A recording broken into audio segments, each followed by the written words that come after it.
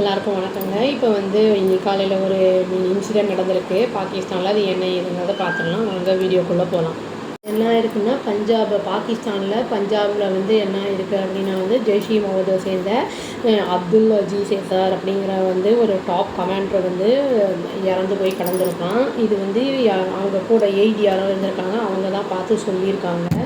பாடி அதாவது மிஸ்டீரியஸ் சர்க்கம்ஸ்டான்சஸில் அவன் பாடி இருந்தது அப்படின்னு சொல்கிறாங்க. அதாவது மர்மமான ஒரு சூழ்நிலை, அந்த நிலைமையில் அவன் பாடி கிடந்திருக்கு அப்படிங்கிறாங்க. இது கொல்லப்பட்டிருக்காது, யாராவது அன்ஐடென்டிஃபைடு கன்மென்னால் அவன் கொலை பண்ணப்பட்டிருக்கானா அப்படின்னு பார்த்துருக்காங்க. பட் அந்த மாதிரி எந்த ஒரு ஷூட் பண்ண இன்ஜுரிஸ் எல்லாம் எதுவுமே பாடியில் அந்த எதுவுமே இல்லை, அதற்கான அறிகுறி எதுவுமே இல்லை அப்படின்னு சொல்கிறாங்க. எந்த உடம்பு சரியில்லாமல் ஏதாவது படுத்திருக்கலாம் அப்படிங்கிற மாதிரி கூட சொல்கிறாங்க. இனிமேல் தான் அது என்ன காரணம் என்ன ஏது அப்படிங்கிறது தெரிய வரும். ஜெய்ஷ் இ முகமதோட இது ஹெட் குவார்ட்டர்ஸ் எங்கே இருக்குன்னா பகவல்பூரில் தான் இருக்குது. அது பிக்கஸ்ட்டு 9th பிக்கஸ்ட் சிட்டி அப்படின்னு சொல்கிறாங்க.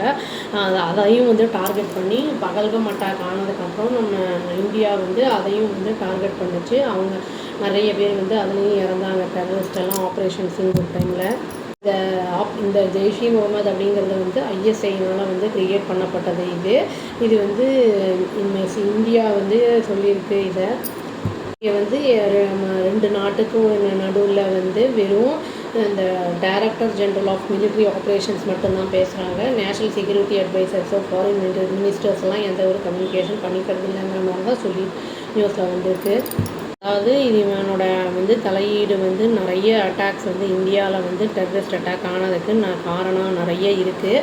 அதான் 2001 லெஜிஸ்லேட்டிவ் அசம்பிளி அந்த காஷ்மீரோட இதில் அட்டாக் பண்ணால், அப்புறம் பார்லிமெண்ட் அட்டாக் பண்ணது, 2019 இந்த புல்வாமா அட்டாக்கு, அந்த மாதிரி நிறைய அட்டாக் பண்ணி சிவிலியன்ஸு, அப்புறம் ஆர்ம் ஃபோர்ஸஸ், மிலிட்ரி ஏர்பேஸ், இந்த மாதிரி நிறைய அட்டாக் பண்ணியிருக்கான். இந்த இது நடந்ததுக்கப்புறம் என்ன இருக்குது அப்படின்னா இந்த பகல்கம் அட்டாக் ஆனதுக்கப்புறம் தான் நம்மளும் ஆப்ரேஷன் சிந்தூர்னு போனோம். அப்புறம் May 10th நம்ம சீஸ்ஃபயர் பண்ணிடலாம் அப்படின்னு சொல்லிட்டு அதை போரை நிறுத்திக்கலாம்னு சொல்லி 2 கண்ட்ரியும் டிசைட் பண்ணாங்க. பட் அவங்க சொன்னது மட்டும்தான் ஆனால் செஞ்சதுன்னா திரும்பி அட்டாக் பண்ணிட்டு தான் இருக்காங்க. இப்போவுமே பண்ணிட்டு தான் இருக்காங்க. அவங்க இந்த பகல்கம் அட்டாக்ல 26 சிவிலியன்ஸு, ஒருத்தர் அதில் 25 பேர் இந்தியன்ஸு, ஒருத்தர் நேபாளி நேஷனலும் செத்து போயிருக்காங்க. இதில் ஹிந்துவா இல்லாட்டி இஸ்லாமிக்கா அப்படின்னு கல்மா ஓடு அப்படிங்கிற மாதிரிலாம் கேட்டு அவங்களுக்கு தெரியல அப்படிங்கிற பட்சத்தில் அவங்கள அங்கேயே ஷூட் பண்ணியிருக்காங்க டெரரிஸ்டெல்லாம்.